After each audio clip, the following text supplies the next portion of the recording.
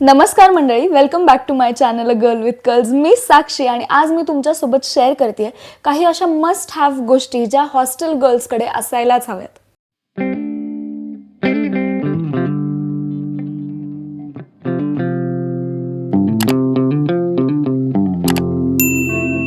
पहिली जी गोष्ट मला तुमच्यासोबत शेअर करायची आहे ती म्हणजे तुमच्याकडे एक हीट पॅड असलंच पाहिजे.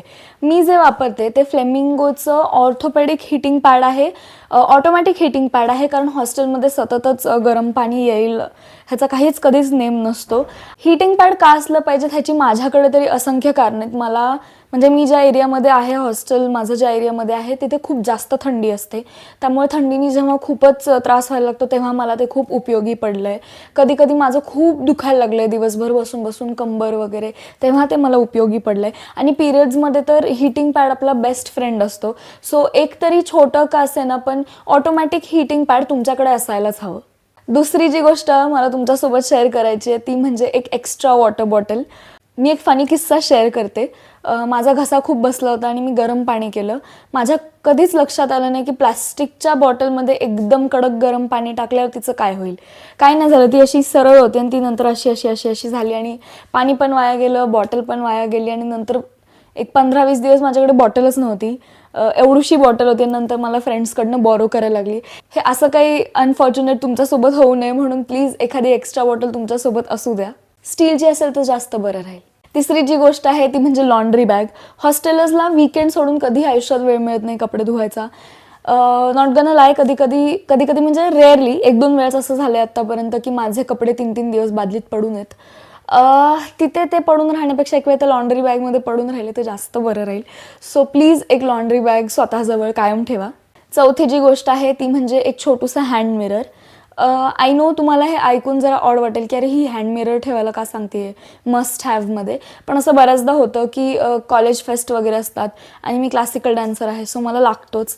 त्यात परत ना तुम्ही एका रूममध्येच बरेच लोक राहत असाल तर ॲट अ टाईम एका आरशाजवळ सगळ्यांना थांबता येत नाही. सो तुमच्या घाईच्या वेळी तुमच्याकडे एक छोटा आरसा असलेलं कधीही बरं असतं. सो एक छोटूसा हँड मिरर पण असू देत. पाचवी जी गोष्ट आहे ती हेल्थशी रिलेटेड आहे. तुमच्यासोबत एक छोटूसं फर्स्ट एड किट असू देत. त्यात तुम्ही थर्मोमीटर ठेवा, एखादा बाम ठेवा सर्दीसाठी, विक्स किंवा झंडूबाम वॉटेवर. त्यानंतर सर्दीची, ॲसिडिटीची, बेसिक सर्दी खोकला ताप ह्याची गोळी. एक सॅनिटरी पॅड पण त्या फर्स्ट एड किटमध्ये असू द्यात, सेफर साईड एक्स्ट्रा काढून ठेवलेलं. कारण बऱ्याचदा असं होतं की आपण खूप गोष्टी करत असतो हॉस्टेलमध्ये, 100 गोष्टी डोक्यात चालू असतात आणि सॅनिटरी पॅड्स कधी संपले कळतच नाही. सो ते पण एक असू देत तुमच्याजवळ. सहावी जी गोष्ट आहे जी सगळ्यात महत्त्वाची आहे मला असं वाटतं फर्स्ट एड किट नंतर, ती म्हणजे एक एमर्जन्सी किट असू देत. Emergency kit in the sense पिरियडसाठी वगैरे ते वेगळं झालं. ते तुम्ही जेव्हा कॉलेजमध्ये बाहेर जाता तेव्हा ते एक पाऊच एमर्जन्सीसाठी असलं पाहिजे. पण रूममध्ये म्हणजे as we are speaking about हॉस्टेलर्सकडे एमर्जन्सी किटमध्ये काय काय असलं पाहिजे असं मला वाटतं हे मी तुम्हाला सांगते. तुमच्याकडे सुई धागा ठेवा. बेसिक स्टिचिंग तर जमेलच, नाही जमलं तर यूट्यूबवरनं बघून जमेल, पण कधी कधी सुई धागा लागतोच. माझ्या ज्युरीच्या अर्धा-पाऊण तास आधी माझं एक बटन तुटलं. सो लिटरली माझ्या एका फ्रेंडचा सुई धागा घ्यायला लावला, माझ्या एका सिनियरनी असं मला शिवून वगैरे दिलं. असं खूप केऑस झाला होता पहिल्या ज्युरीच्या आधी. सो सुई धागा असू देत तुमच्याकडे. एखादा बटनही ठेवा कधी गरज पडलीच तर. त्यानंतर तुम्ही त्याच्यामध्ये छोट्या छोट्या बॅटरीज ठेवू शकता. बॅटरीज आपण माऊसमध्ये वापरतो. माझ्याकडे एक टेबल वॉच आहे, त्याच्यात मला लागतं कधी कधी. सो ऐनवेळी सगळं गरजेला पडण्यापेक्षा तसं एक असू देत. आत्ता तरी मला 2च गोष्टी सुचत आहेत, ते म्हणजे सुई धागा आणि एक बॅटरी किंवा सेल. पण अचानक संपतील अशा कोणत्या गोष्टी आहेत तुमच्याकडे जे तुम्हाला वाटतं ते प्लीज तसं एक छोटूसं किट करून ठेवा तुमच्याकडे. आणि मी अजून एक ॲडवाईस देईन सगळ्या हॉस्टेलर्सला, एजवर राहतो आपण नेहमी, पण कधी पण आहे ना एका गोष्टीचा एक एक्स्ट्रा पेअर कायम असू देत तुमच्यासोबत.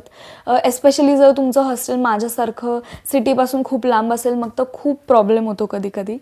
सो ॲज अ मोठी बहीण किंवा मग ॲज अ न्यू हॉस्टेल जर तुम्ही जाणार असाल तर प्लीज ह्या सगळ्या गोष्टी ॲज अ ॲडवाईस म्हणून घ्या. आय नो खूप कमी गोष्टी होत्या, पण ह्या सगळ्या गोष्टी खरंच खूप गरजेच्या आहेत. सो मला कमेंटमध्ये नक्की कळवा, तुम्ही जर हॉस्टेलर असाल तर तुम्ही काय काय गोष्टी मस्ट हॅव्समध्ये ठेवणार आहात. म्हणजे माझ्याकडे जर ते नसेल तर ते मी ॲड करेन.